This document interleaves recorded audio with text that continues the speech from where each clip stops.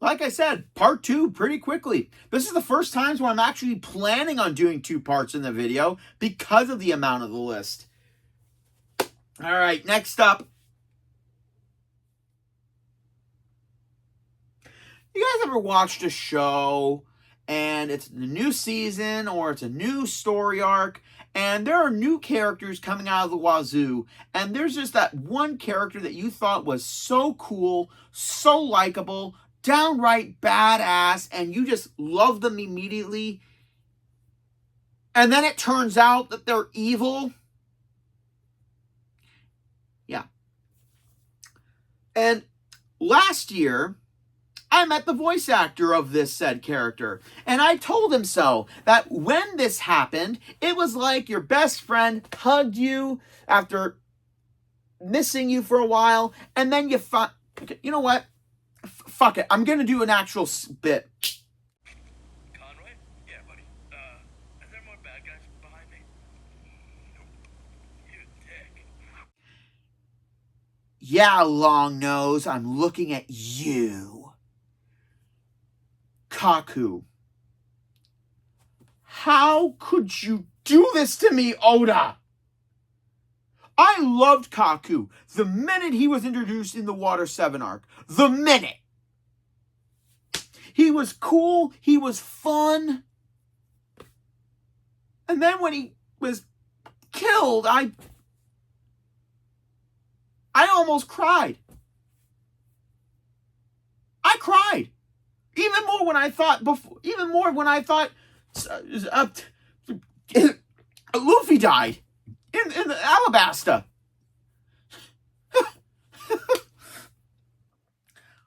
But the fact that he was a double agent working for the government made me pissed off when I was a teenager. It was one of the few gotcha moments that really got me.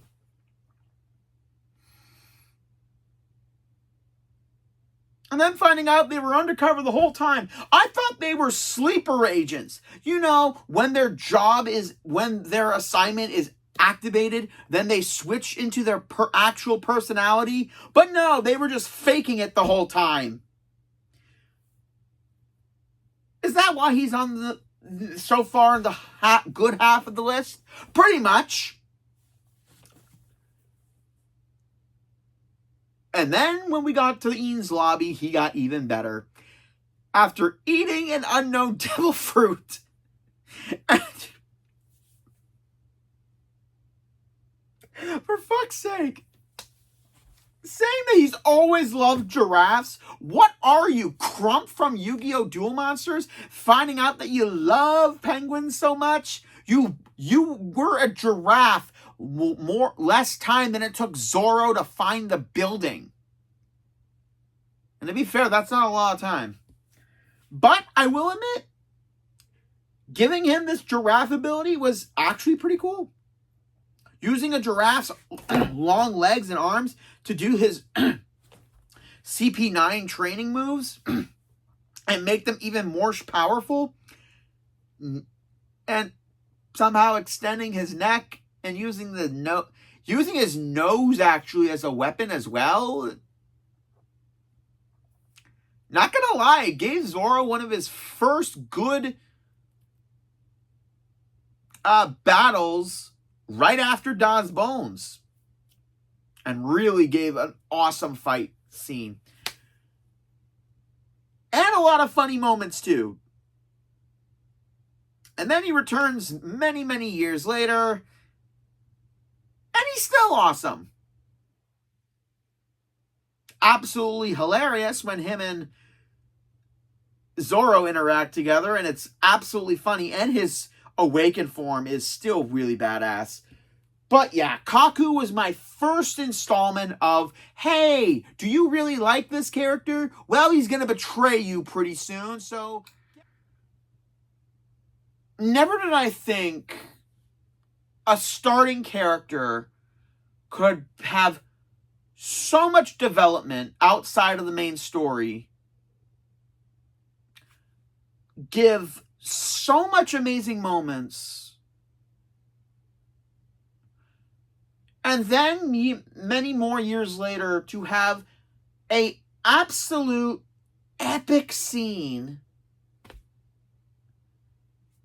And then years later to have an even more epic, amazing moments without the main characters. See, this is the thing I love about One Piece. It's not the Straw Hat story alone. We see conflict between the warlords, the Marines, all the other characters that we interact with. And if it wasn't for this character, Luffy probably wouldn't have gotten that far. And yes, I'm dead serious. I'm talking about little weakling Kobe, who went from this to this in about 300-ish episodes. Kid, I'm not going to lie, you had a growth spurt. Not only that, but puberty hit him like a frickin' freight train.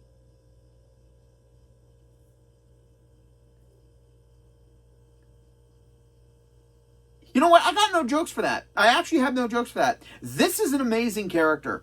From a small-ish side character that ended up becoming so much more. And that's what I love about One Piece. It takes characters who you don't think are going to be so much important, have relevance later on, because that's what anime does a lot. After they do a certain story, they stop, and then they forget a good majority of characters. Yu-Gi-Oh! Season 1, for example. But the fact that Kobe was training with Luffy's grandfather to get stronger, and then he had so many badass moments, from running into Luffy after Ian's lobby, at the Battle of Marineford, where he gave that fucking amazing speech that to this day gives shivers down my spine.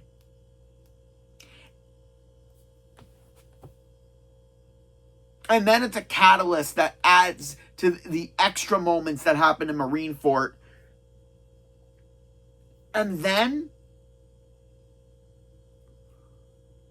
the fight on Pirate Island, what I'm calling it, because I forget what it's actually called, with Alvaro Palazzo and a bunch of Blackbeard's men, with the fight with Garp too.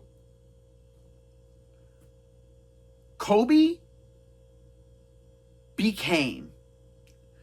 is pure definition of how you build a nothing character at the start, and don't just bullshit your way. Oh, he obtained all these amazing powers within a little bit because he's the chosen one, or something like that. Thank you for not doing that bullshit. One Piece is a pure example of how to do your characters with actual development and not some bullshit prophecy crap. The characters get knocked down and they build themselves back up. It's not legendary bullshit. It's not prophecy. It's not chosen one. Each character goes through a level of training that rebuilds who they are and makes them stronger. I have to get this point across because I'm so sick of characters of anime where they seem weak in the beginning, but then somehow they become amazing, and it's because they're amazing in prophecy, or like I said, it's BS, and I'm sick of it. I need to see a character struggle. Because when they struggle, they get better, or they get worse, and then they get better. That's kind of a reason why I stopped watching Seven Deadly Sins right after the Escanor Meliodas fight. Because if the characters are so OP off the beginning and they don't grow and change, it's difficult for me to root for them. Okay, I think I ranted about something off topic for too long. Anyway, Kobe deserves this 11th spot on my list because he's such a great character and he's grown into an amazing character. And if this is what the anime has done and how much the live action is showing us more of Kobe's growth, I can't wait to see what they do for season 2. I can't wait. I'm going to be honest, you can't do a One Piece list and not have the one that started it all.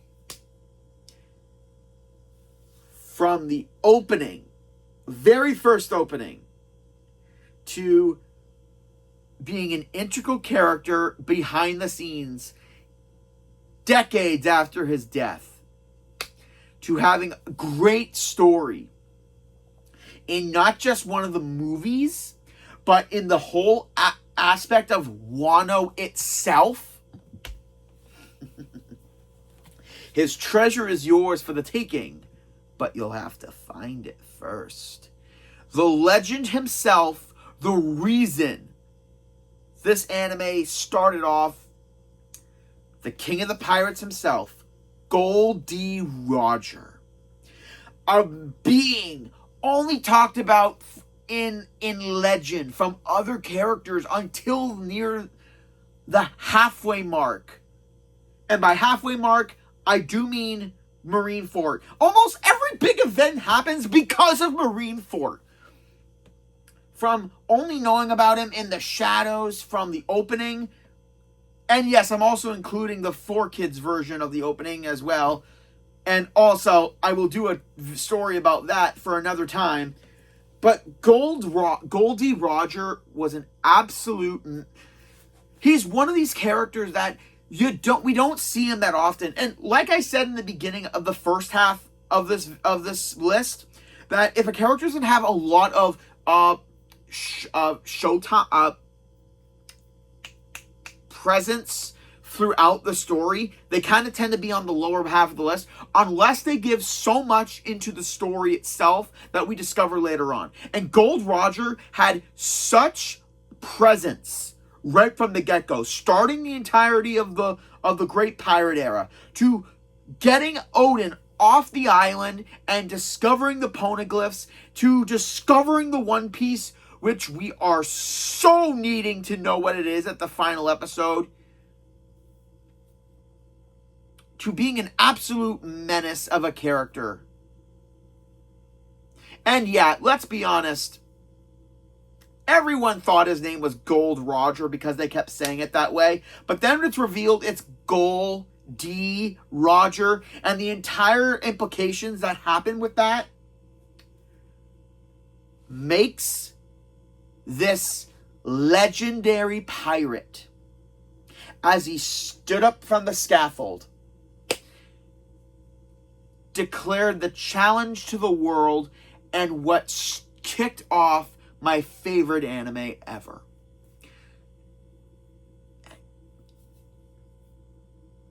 Whether it's in the opening or the flashbacks. Also, given the fact that finding out more about Roger's everything that happened, that after he found the One Piece, because if you watched one of the movies, the ultimate treasure that was lost was the eternal log post to Laugh Tale. And the one thing I know I'm not talking about Luffy a lot, but what I loved is that Crocodile, the Marines, and Lucci were after that log post. And instead of using it to find Laugh Tale, Luffy just crushes it and destroys it. And then it's revealed that it was one of Gold Roger's idiot people who decided to have the eternal log post just in case they want to come back. But Roger basically saying, we've already been there. We have no reason to go back. And the fact that he basically had technically TB, and that's why afterwards he decided to retire and turn himself in, because he was dying. And for a legend like Gold Roger, it's better to die in front of millions than to die sick. And then he decided to let the government have their own problems by declaring his treasure and to go find it. A character with so little screen time but having so much presence is what gets Gold Roger the number 10 spot on my list. literal proof that first impressions don't always mean everything. The one time I had so many preconceptions about a certain character because of the faction they were in, Smoker of the Marines. The minute this guy came on screen, again, because the Marines have been either monstrous, crooked, or a mixture of the two. And then when we first are introduced to him, I thought, oh dear God, this is going to be, he's going to be another jerk. But no, he's a nice character when he wants to be, which I do love. One Piece Season 2 live action. I'm just going to say this. If you don't do the ice cream scene when you introduce Smoker, yeah, Oda, you know what you're doing. I'm just saying. But Smoker being a great character right when we get into before we get into the Grand Line in Logtown Logtown. No, not Logtown. It's been so long. Anyway, from the minute he's introduced, he does not like pirates. He hates them. And I love that about him. However, it's not until the Baroque Works arc where we actually get some change and an actual honor in an actual Marine character. From when he was captured by Crocodile in his sea prism cage to when they get swept away by the ocean water, Luffy tells Zoro to save Smoker. And yeah, Zoro thinks he's an idiot for wanting to save a Marine. But Zoro's a character that he said his captain may be an idiot, but he's the captain nonetheless. And what the captain says goes. And Smoker hearing that, his reason for that, originally thinking that they were going to bargain the whole "we saved your life" thing, so you let us go. But it's nothing like that, like I thought it would be, which I love. And then the end of the Alabasta arc, when Smoker gets that call from HQ being commandeered for stopping Crocodile and his evil organization, to which gave me one of the coolest and most amazing scenes in early One Piece. The fact that Smoker is talking back to superiors about being praised as a hero when he didn't do anything, and that it was the Straw Hat Pirates who did it all. No matter how many times he's talking, the person on the snail comm will not listen. And his associate is saying that they're going to sweep the whole thing under the rug.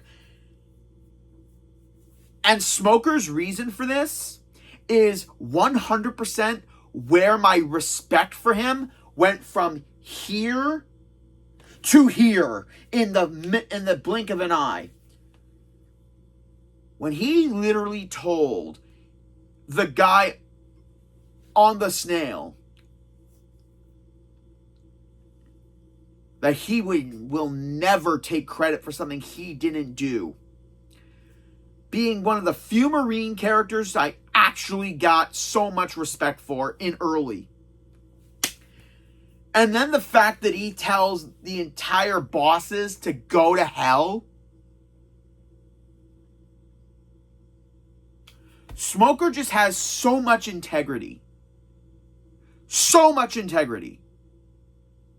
I was going to put Fujitora on the list as well for the exact same reason. For being a Marine, for being an admiral nonetheless, and having so much respect for Luffy and the Straw Hats for all the good deeds that they did, and the fact that the government is responsible for all that crap. Smoker was my first instance of that there could be Marine characters who actually have a sense of honor, who have a sense of this system is BS because it allows the criminals to get away with what they're doing, and we're just going to clean it all up and take the credit and say we'll be the ones to save you. And then it's not until Marineford and then Punk Hazard where we get Smoker again. And then later on, we get him even more where he is still a freaking badass, but he's a badass with honor. God damn it, I love all these honor characters. I love it. So yeah, Smoker, one of the few Marines on my list, and for good reason. This anime is about pirates, but any chance I can get to get a non-pirate character this high on the list is an absolute pleasure, and I hope to see what Smoker does in the live action.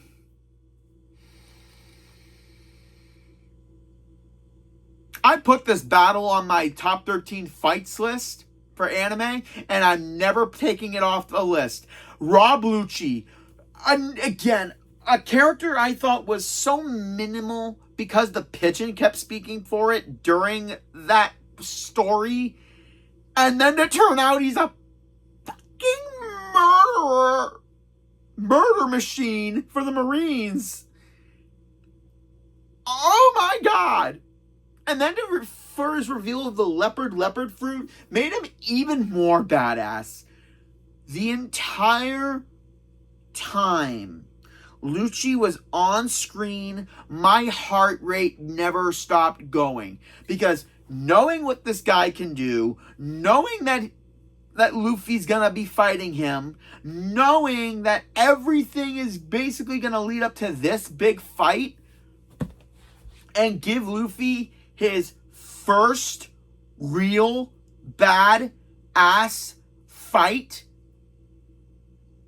and what's going to cement him as a threat to the government.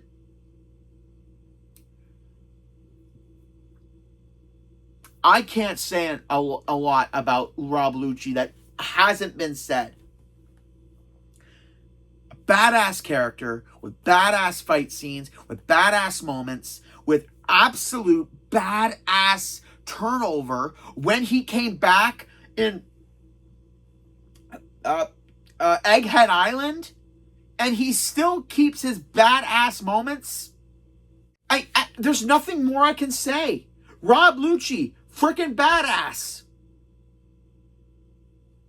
I can't say it anymore. There's nothing I can say more about this character of why he's number 8 on my list, other than he's just a pure badass, pure and simple. Fight scenes, badass. Presence, badass. Development afterwards for Egghead Island, even more badass. Not the conflict between him and Luffy, again, badass. And the fight at the scene with Gear 5 was even more badass than what Ian's Lobby gave us. I can't say enough. I can't say anymore. Next. Talking about a character who had very little presence when they were revealed to having absolute presence later on. You know what? This is a trend for the top list. Anyway. Oh, right. I can't actually do that. And plus, I'm a cheap Canadian production, so I can't do any fun effects. So,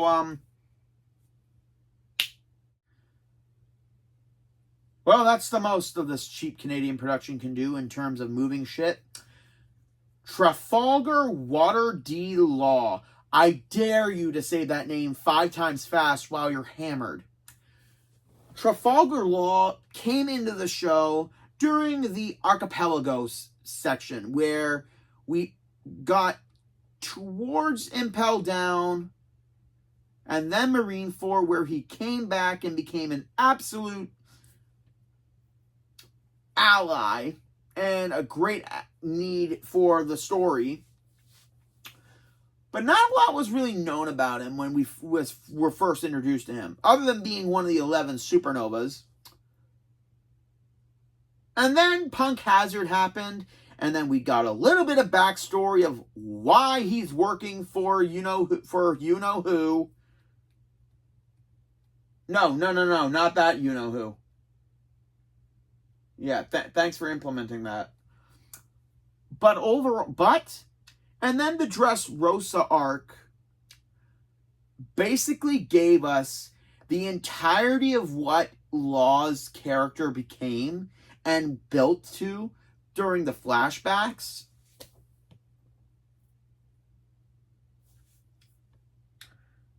And one thing I do love about Law is, as intelligent as he is, and he's more of the thinker when it comes to combat, to have Luffy basically go off the rails every goddamn time, not following anything of the plan and just doing what he wants, being a real pain in Law's ass, it's good to see that they still kind of have a modicum of respect for each other a little bit. Luffy respecting that Law wanted to form an alliance with him, didn't only ask what the reasons were and who they were, what the trade-off was going to be, and without even thinking it through, Luffy says yes, because Luffy will do that. And even in the Dressrosa arc, when Trafalgar was literally down for the count numerous times, Luffy just saves his ass constantly. And I do love it. And then the Wano arc, when he became even more badass, even more of a great ally and a great character, and the moments with him, Luffy, and Kid,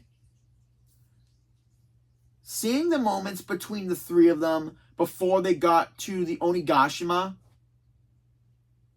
and the entirety of their whole interaction on Wano, mirrors when they first met in the archipelago part. When they were fighting the Marines, when they were fighting the Beast Pirates, each of them trying to one-up each other, and they were arguing with each other like it's a fucking competition when it isn't. It just kind of gives that look at this before and then look at it now kind of thing. And it's almost the exact same, except they've gained a little bit more experience. And I do love how they did that. And plus his fight with Kid and Big Mom. And then his amazing fight with the Blackbeard Pirates. And then Beppo became an amazing moment. Yeah, we need these guys back. Okay.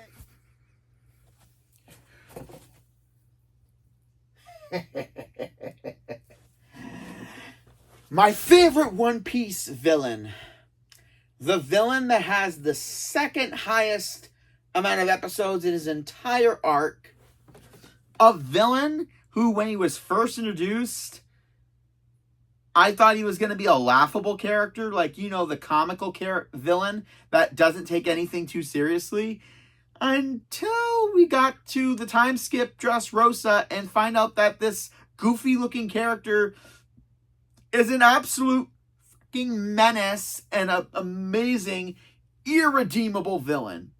I'm talking about Joker, the owner and master of the string fruit, Don Quixote Doflamingo. Doflamingo gave off an aura about him the minute, okay, and also, like, way back with the old animation, with that funky ass walk he did, which was stupidly hilarious when he was first introduced. And again, another reason why I thought he was just going to be a laughable villain, especially considering he was playing Puppet Master with every other character. And then I see the backstory, how he basically ran Dressrosa for 10 years with a string iron glove. And the fact that he's basically a mob boss with a criminal family. And how he's had that power since he was a child, after being a rich kid whose parents decided to leave to be with the commoners. And then his rich boy attitude didn't like that. Yeah, you know what? Doflamingo checks every single every single box that requires for a great villain. And unlike other anime where the villains can be redeemed or change their ways, yeah, I have a better chance of becoming Pope than Doflamingo ever has of being redeemed. From the moments he has, to his evil schemes, to him manipulating the entirety of the kingdom of Dressrosa for 10 long years, for outskirting the king, to manipulating its citizens,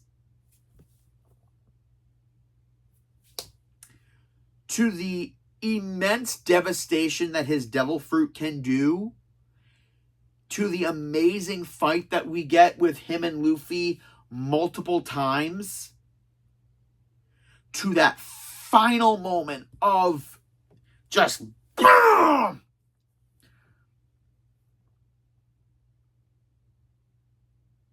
The entirety of Doflamingo's arc is phenomenal.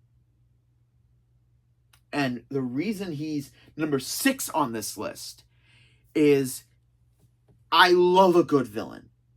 Anyone who's been watching my channel for years knows that villains are the kinds of characters that really make me...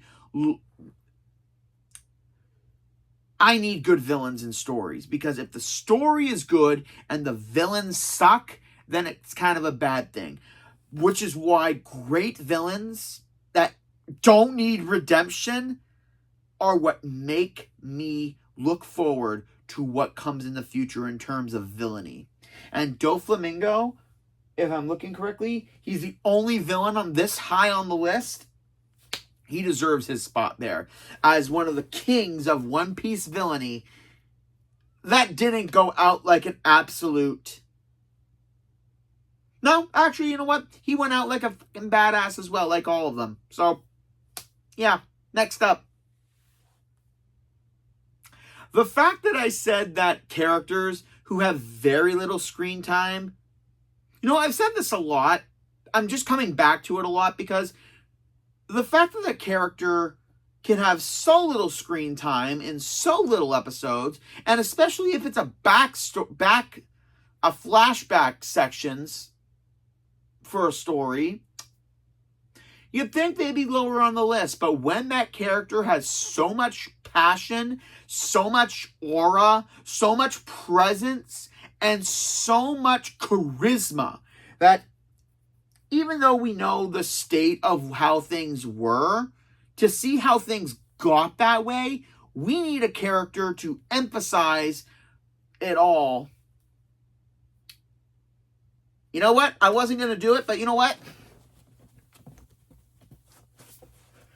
Odin wouldn't be Odin if it wasn't boiled. Kozuki fucking Odin.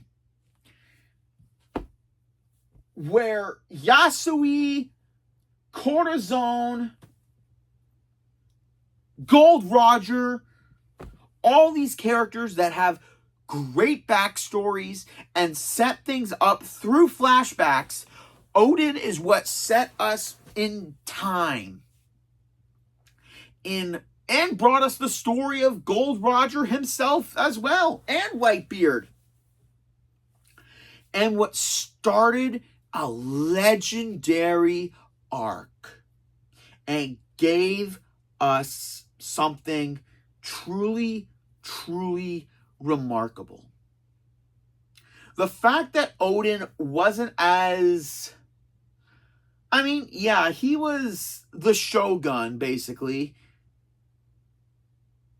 But he was kind of more happy-go-lucky than anything else. And that's why a lot of people love him. For having a character who was talked about with such grace and such respect, for him to be an absolute goofball half the time makes him a better character. Because when you hear about a character through the character's point of view in a certain aspect, it just goes to show of when we see the character themselves and how they are from what people tell us they are, it's completely amazing when it's a complete fucking 180. But at the same time, Odin did have a lot of respect, a lot of power, and a lot of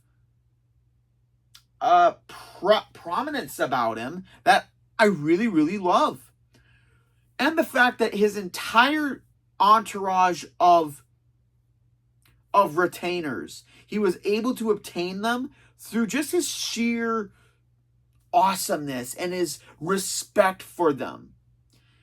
And then when it came to the battle on Kaido and Orochi, he acted like a fool for years. Made the entire country hate him. And all to protect them. Even when his comrades were going to be killed, he stood up and took the fall for them, sitting in a boiling pot of oil for an hour. And yeah, let's be honest, we all knew Orochi and Kaido weren't going to be true to their word, because Orochi is nothing but a snake, literally. Although I do love that Odin and Kaido did have an epic fight. And that's when Kaido did have respect for Odin. I mean, even if he was the one who had to kill him in a dishonorable way, he did say that he did respect him and hated that their fight got interrupted. So Odin still stood his ground, even dying on his last with his catchphrase. A character that had so much presence in legend and also had it as we see him in the flashback, which gives Odin an amazing level of respect and so high on my list. Well, there's a reason I have 2 artworks up there for certain characters, and number 3 on the list is one of the best, Blackleg Sanji. It's been so long since we only have 4 Straw Hats on this list, and I think that's kind of fair. Sanji, right from the get-go, I loved him. I loved him because of his high level of respect. When I was watching One Piece, I was in high school, and when I learned a lot of values and a lot of lessons from the stuff I watch, whether it be movies, games, shows, and people think I'm crazy for that. But One Piece is a show where you can actually learn a lot about life and a lot about certain things. And from Sanji, I learned 3 basic things. 1, I love that he respects women so much. Yeah, he's somewhat of a simp in the later half of the season of the show. But no matter what, he will not hit a woman ever. And when he thought he accidentally did in Wano, he starts having conflictions about himself that he's becoming more and more like his siblings and not caring about everything that he stands for. But a character like Sanji, with his dedication and his due diligence, is something I love in certain types of characters. The fact that because he's a cook, he doesn't use his hands because again, a chef's hands are basically his utensils. So the fact that he focuses on his kicking style is amazing, and not one, because normally during any kind of show, when a character is specifically doing one particular thing, at one point or another they will abandon what they do in order to win the fight. But for Sanji, he never gives in. He never uses his fist to hit anyone, and that's something I love, that he's so dedicated to keeping his hands not damaged. And from his fight with Mr. 2,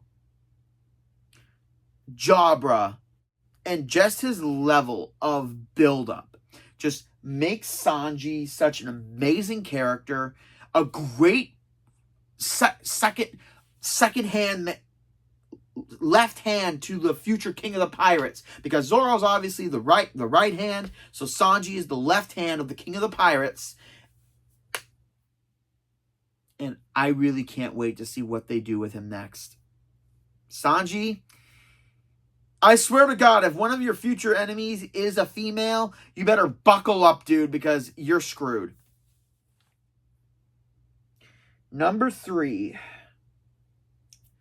Never did I think I could love a character that comes in so late in a show, having, again, so much presence about them. Katakuri. I loved this guy from the minute he was revealed. And again, I watched the English dub first, so I had to wait a long-ass time for Whole Cake Island to be finished. And then, anyway. And here I thought Katakuri couldn't get any more amazing than what he was. When he figures out that Luffy was weakened in one aspect of their fight, where he actually got damaged because one of his siblings intervened, Katakuri takes his Magura and stabs him in the same spot that he got Luffy, removes his scarf, and basically, and I love this, telling his younger sister, when a man goes to battle, don't patronize him. Katakuri may be the son of Big Mom and be an absolute ruthless, sweet, one of the sweet generals, an absolute threat, an absolute powerhouse. He's a warrior that's on par with Dinobot. He will not fight someone unfairly. He will give it his all every single time, but he demands the same thing from his opponent. And if anybody intervenes with that, doesn't matter if it's friend or foe, he will even the odds, because him stabbing himself in the same spot where he got Luffy because of Flampe's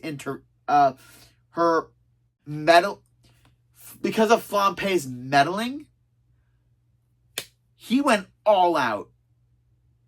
And when Luffy brought out Snake Man, Katakuri acknowledged that he was getting the better of him a little bit. And even though Katakuri is just such a cool, badass character and deserves to be my number 3 spot.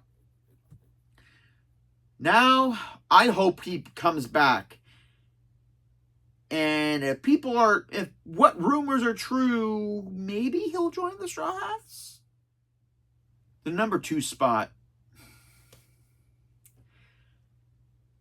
The first one added to the list. The first one added to the crew. The first one he saved. From wicked backstory to amazing buildup to amazing abilities that he cultivated after losing one fight and promising he will never lose for his captain ever again. I'm talking about the absolute badassery that is Roronoa Zoro. A character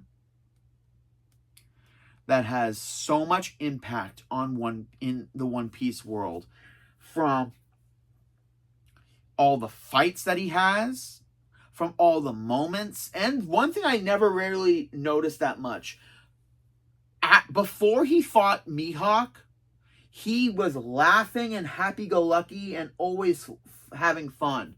When he lost, he only had a good time when it was like subtlety.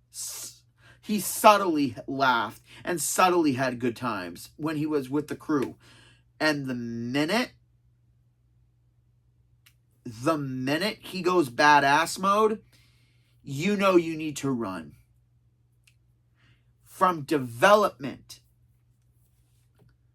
to being bested by the greatest swordsman, to being humbled, to growing ever more in his style and how to become a better swordsman. With every opponent he's fought, Zoro gives. And also fighting the soul of a legendary swordsman, Ryoma, to maintaining the power of one of the greatest swords ever constructed for Kozuki Oden, to fighting one of the last known members of a very rare race and having a fight to the death, to taking all the pain that Luffy has endured and still standing. Oh, wait, what am I talking about? Nothing happened. Roronoa Zoro is an amazing first mate. Doesn't matter how stupid Luffy is at times. When it came to saving Smoker and to the fight, but after Usopp lost the fight, Zoro stood on principle. Yeah, you can be happy for him, but until he apologizes to Luffy, he will not be coming back on the ship. And while everyone else is kind of saying, oh, he shouldn't, no. Zoro understands the chain of command. If everyone decided to go against what the captain said,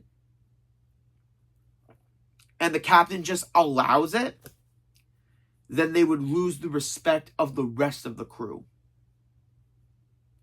And the fact that it's Zoro that always gives these amazing speeches and everything, and these amazing moments during battle, just cements how pivotal his role in the Straw Hats is. It's probably giving a lot of people who are watching these videos a little pause.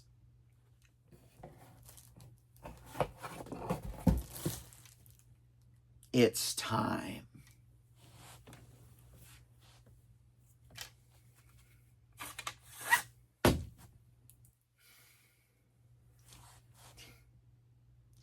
If you don't know whose sword this is,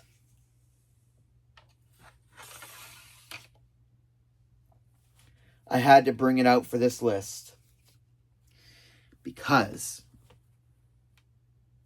my number one One Piece character goes against everything I've goddamn said.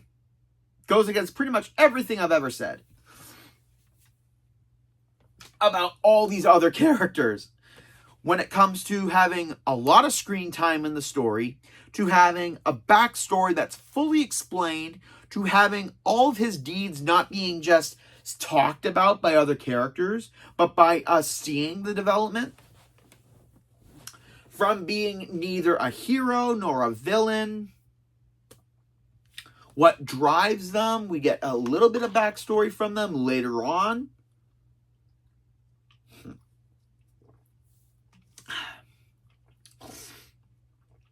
So now that his old friend has finally reached that peak,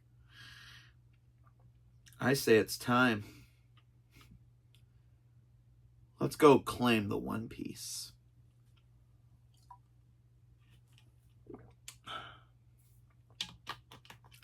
Has interacted with all the big players of the One Piece lore. From Blackbeard to the Marines, to Buggy, to Odin, to Roger, to Whitebeard, to Luffy, who's had so much presence, to have very little screen time of his overall story, of his overall goals, and just the catalyst that jumpstarts Luffy into the starring role with just a small hat. He starts it all. Red hair Shanks is by far a character that needs... Honestly, I don't care what Shanks' ultimate goal is. He's become... And we finally have gotten him... Okay, if you're not including the Red movie, Shanks' whole character is a mystery. He can be an a-hole, he can be a badass, he can be wise, he can be clever, he can be aloof. He can be literally all of these things at once. And you believe it's the same character. Even in the live action, I felt the same about Shanks. He was aloof. He had presence. He had this jokeable attitude about him. But when he got serious, get the f out of his way. I had to get this Griffin sword at London Comic-Con last year. And I'm talking about London, Ontario, not London, England, which I'm going to this weekend with E. So I had to get it because I have a Shanks cosplay, and when the time comes, I can finally have it full. And that also at the same time, Shanks has never once gotten involved with anything except Marineford. Okay, yeah, he got involved with Green Bull at the end of the Wano arc. But even that guy knew you don't mess with red hair unless you want to die. And the fact that Shanks only mainly appears in the story 4 times. In the beginning with Luffy, Marineford, Wano, and cutting Eustace Kid and his pirate crew to shreds with very little effort. Red Hair Shanks is the only Emperor of the Sea whose backstory we fully don't get, and we don't see how they became a legend. Because we saw how Big Mom became a legend. We saw how Newgate became a legend. We saw how Kaido became a legend. We saw how Blackbeard became a legend somewhat. But Shanks, the reason he's my number 1 favorite character, it's not just because of his badassness and how cool he is. It's the fact that he's an enigma to basically every fan out there.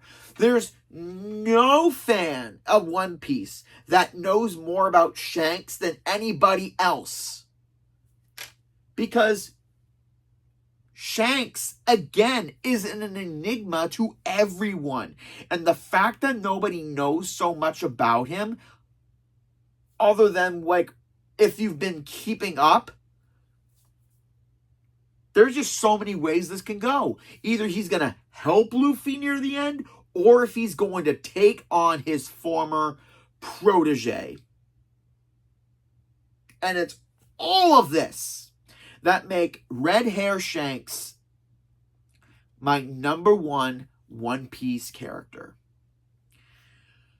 And thank you, ladies and gentlemen, for joining me through this list. Thank you for joining me, all my One Piece fans. Like, comment, subscribe down below. Tell me what you guys think of some of your favorite One Piece characters, and if you've gotten so far in the anime. And if not, well, sorry I spoiled some stuff.